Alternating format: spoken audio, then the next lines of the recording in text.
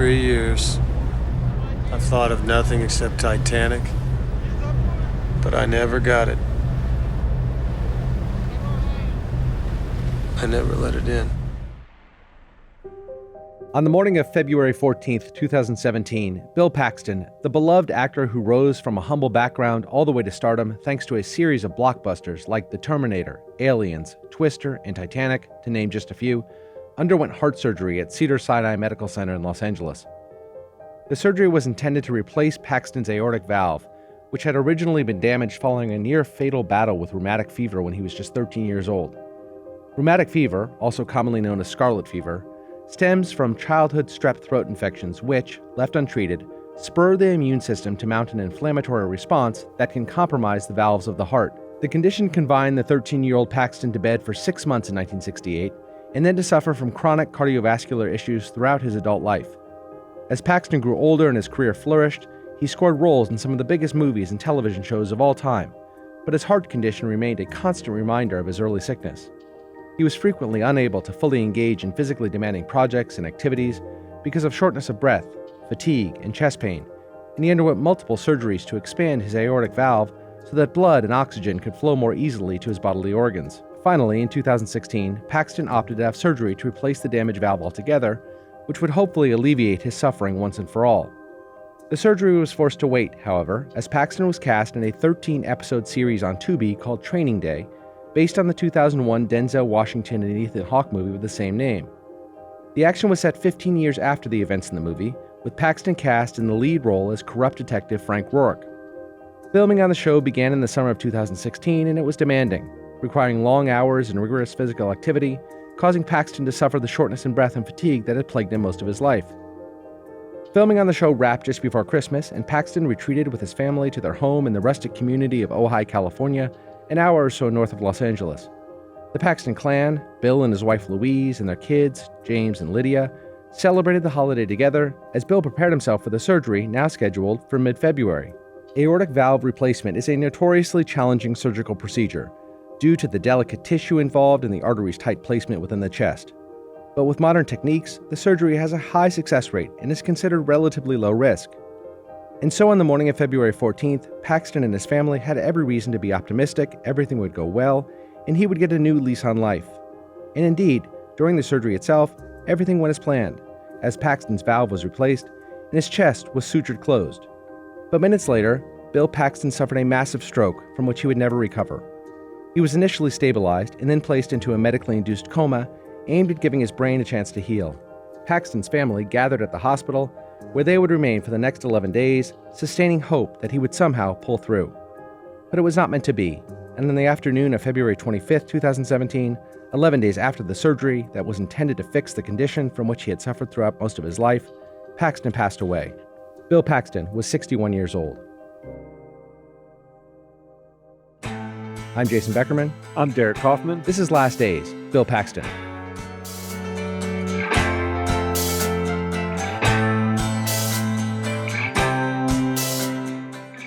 Bill Paxton's sudden death rocked Hollywood, where he was widely respected both for his talent and kindness and humility. Tributes poured in from across the entertainment industry. Tom Hanks, who starred alongside Paxton in Apollo 13, called him, quote, one of the finest actors of his generation and one of the most genuine human beings. Hanks praised Paxton's ability to connect with everyone on set, from the crew to his fellow actors, and highlighted how his enthusiasm and positive attitude made every film he worked on better. Actress Jamie Lee Curtis, who co-starred with Paxton in True Lies, remembered him as a, quote, loyal, thoughtful, and dedicated friend. She spoke of his rare ability to make you feel like you were the most important person in the room, whether he was on set or off. Like Hanks, Curtis also highlighted Paxton's humility, noting that despite his success, he never took himself too seriously and was always down to earth and approachable. But of course, no one was more devastated than Paxton's family. A year after he died, they filed a wrongful death lawsuit against Cedars-Sinai Medical Center and the surgeon who performed his heart surgery, alleging they'd use a high-risk and unconventional surgical approach that was unnecessary and not fully explained to the family. They also claimed that the hospital failed to provide adequate care during Paxton's post-surgery recovery, which contributed to the complications that led to his death. The hospital and doctors denied the claims, but the case was eventually settled in 2022 for an undisclosed amount. A separate suit Paxton's wife filed against the anesthesiologist also settled for $1 million. This is the second straight week, Jason, that we've talked about a surgery that just went wrong with a celebrity. Joan Rivers last week went in for a routine throat procedure. She went in with her personal doctor to a clinic, had a procedure. They decided to biopsy a polyp, and things just went terribly, terribly wrong with the doctor taking selfies and things like that. Not as bad here. This was a surgery where there was risk involved. Higher risk than the throat procedure that Joan Rivers had, but she was also much older than he was. He was a young man, but he had also suffered from the rheumatic fever. He had this ongoing heart procedure. Every time you go under, there's a risk. Yeah, different circumstances, but fortunately, catastrophic results in both cases. Both cases involved wrongful death lawsuits. In the case of Joan Rivers by her daughter Melissa, in this case by Bill Paxton's wife and kids. You and I are both former defense lawyers. We represented big, bad companies. And so I think we have some sympathy for the cases of companies that are sued and put in these positions. But it's hard to fathom being in the position of someone who loses a family member in this situation. And the only real redress is to go after money, right? I agree with you. I mean, as the former defense attorneys, my inclination is to think of an anguished family looking for answers and desperately trying to blame someone. And I always think, well, what did the hospital really do wrong? I'm always looking to say, could this have been avoided in some way? And if so, and if there were acts of negligence or willful misconduct, obviously you want redress for the family. But oftentimes surgery is just a risky activity. It's a risky procedure. He was going in for something that is not quite so routine. I mean, there's very delicate tissue involved around the heart. And someone suffering a stroke is a risk that's attendant to surgery. Now, were they directly informed of these risks? These are relevant parameters for how their lawsuit was going to play out. But the hospital, settling these kinds of things, not getting dragged through the mud, doesn't necessarily mean that the hospital did something wrong. No, that's right. And they did say, the family said that they took an unconventional surgical approach.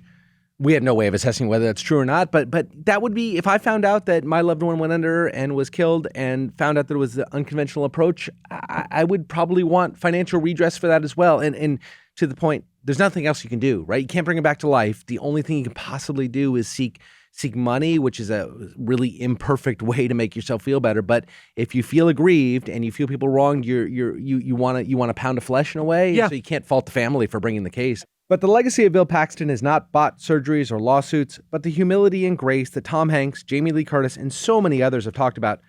Paxton would later credit his childhood illness that had taken so much from him for his approach to life, saying it gave him an appreciation for the little things he might not otherwise have had if he was healthier. And more than that, he said, the illness was largely responsible for his career success. Quote, it kind of isolated me at an interesting age. Suddenly, I was in this voyeuristic kind of world where I had TV and I read a lot of books and looked out the window.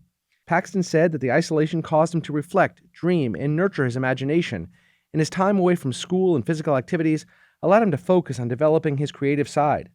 He spent months confined to a bed, unable to exert himself or interact with others due to the risk of infection, and he immersed himself in classic movies that cultivated in him a deep appreciation for storytelling and acting that remained with him for the rest of his life. Jason, I find this part of it fascinating, that the illness he suffered as a child is what made him a wonderful actor, at least by his own account. It sort of turned him inward, forced him indoors to watch classic movies and nurture his imagination. I find this fascinating.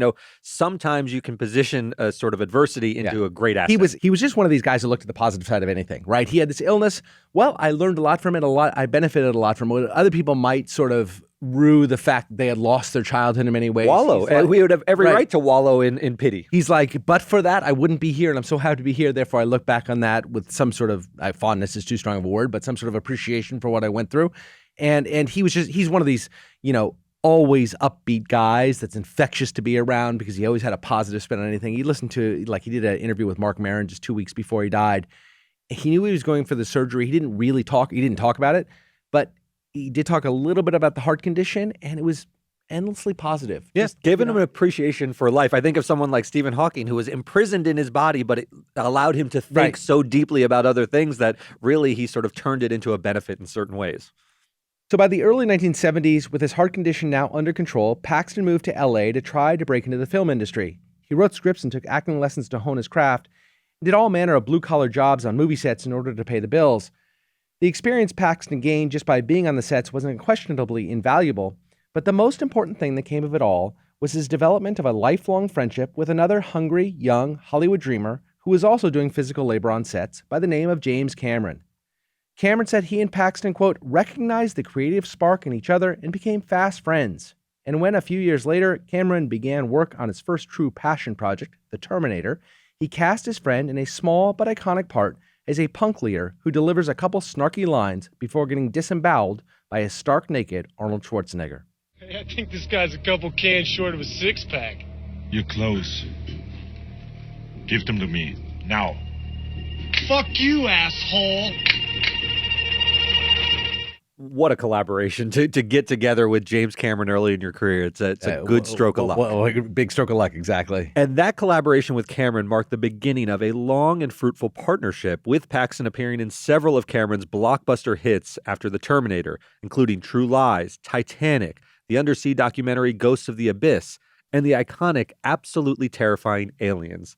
Indeed, it was Paxton's portrayal of Private Hudson in Aliens that really launched his career, earning him widespread recognition as a standout character actor in one of the most celebrated supporting performances of the 1980s. They're within 20 clicks. We'll read it out here. So far, Zippo. Yo! Stop your grinning and drop your linen. Found him. You know, Jason, I love the clip that you pulled, but when I think of Bill Paxton in Aliens, all I think of is when they are up against the aliens and it seems as though it's an insurmountable hurdle, and he has this line delivery where he's like, game over, man. That's it, game over. And the acting is, it's overacting in a certain sense, but it's perfectly delivered. It's perfect. And I was sort of trying to find the perfect clip to summarize him. There are so many. That movie, it's not a great movie. But his performance, from an acting perspective, and it's the technology has gotten so much better. Exactly, yeah. But the lines are fantastic, and he delivers them with a sort of a campiness that is perfect for the role. It really is an iconic supporting actor performance. He knows what movie he's in, and that's the best thing you could say about Bill Paxton is he could deliver comedy, he could deliver action. He knows exactly what he's doing. You're in good hands with him.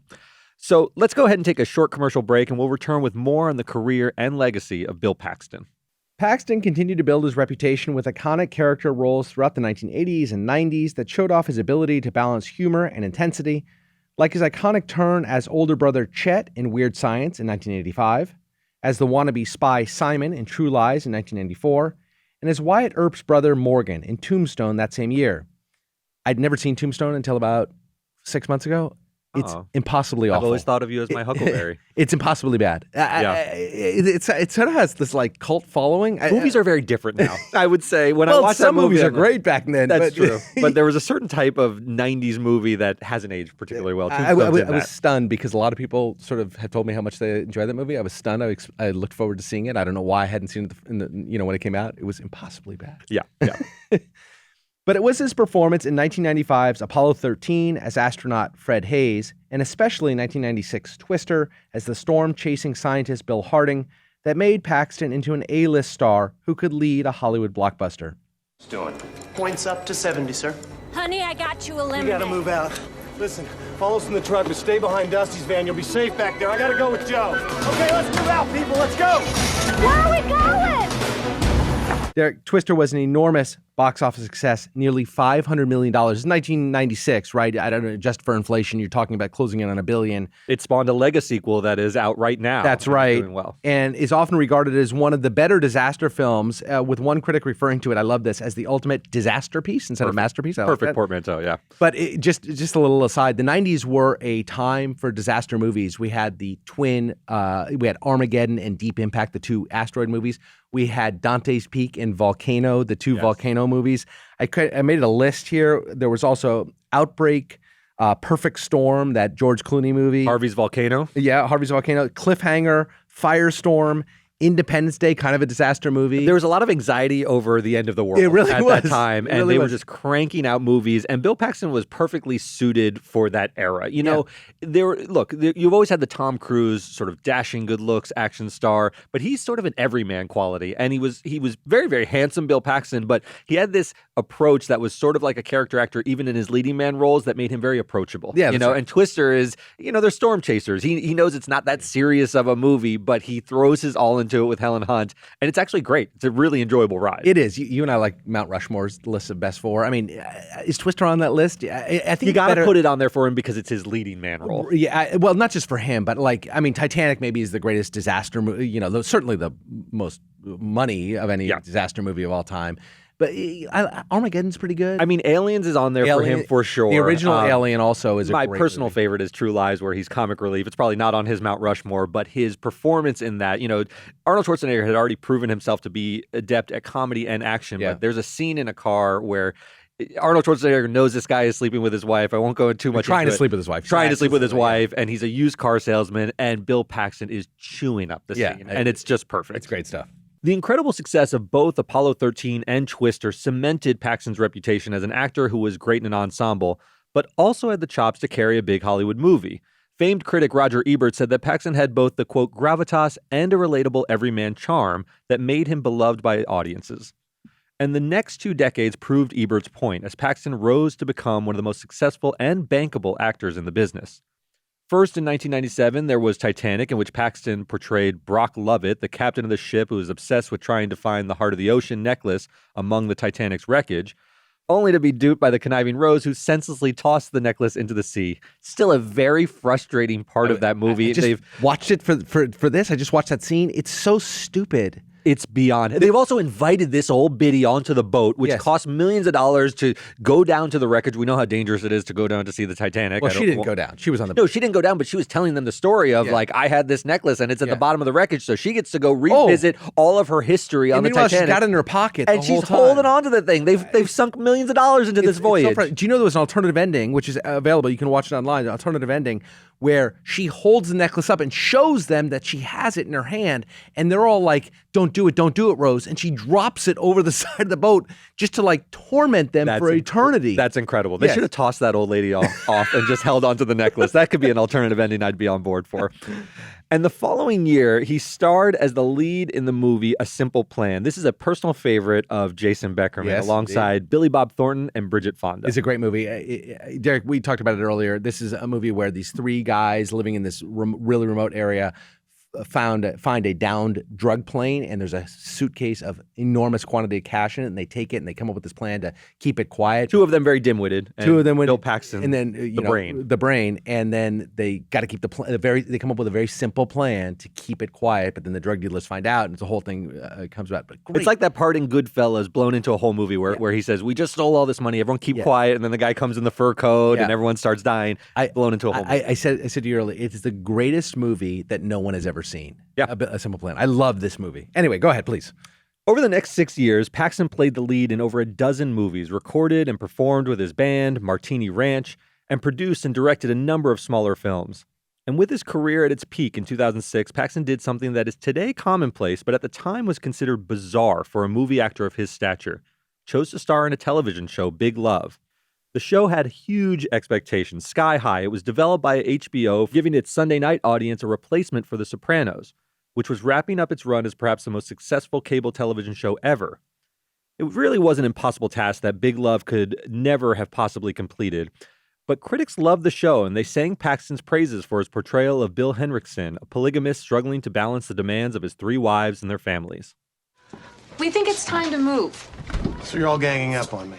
It's not ganging up. It's called a consensus. We've discussed this. I can't afford it. Not now, not yet. We need the space. We're gonna have the new store. We don't take vacations. Well, maybe when the new store opens and things... The fact of the matter, Bill, is we really need 3 houses. Hush it, Marge. Margie? 3? Right next to each other. Surely you're joking. No, and Sandy. No way, no way, no way. And the role earned Paxton 3 Golden Globe nominations, but more importantly, it convinced him that TV was where he preferred to be. He said that the medium allowed for deeper character development and enabled him to explore complex themes and emotions over multiple seasons, unlike the compressed time frame of movies.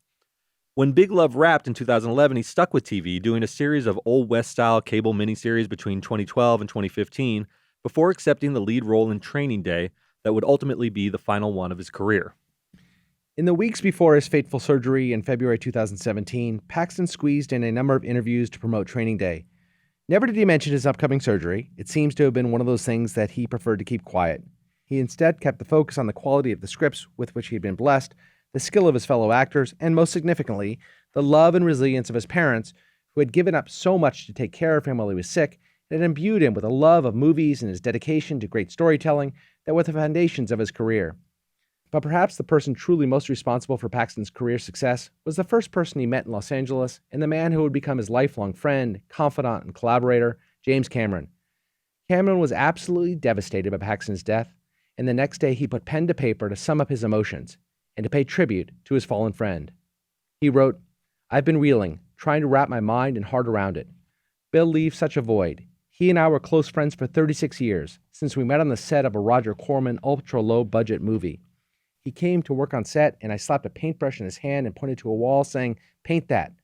What followed was 36 years of making films together, helping develop each other's projects, going on scuba diving trips together, watching each other's kids growing up, even diving the Titanic wreck together in Russian subs. It was a friendship of laughter, adventure, love of cinema, and mutual respect. Bill wrote beautiful, heartfelt, and thoughtful letters, an anachronism in this age of digital shorthand. He took great care of his relationships with people, always caring and present for others. He was a good man, a great actor, and a creative dynamo. I hope people will take a moment to remember this wonderful man, not just for all the hours of joy he brought to us with his vivid screen presence, but for the great human that he was. The world is a lesser place for his passing, and I will profoundly miss him."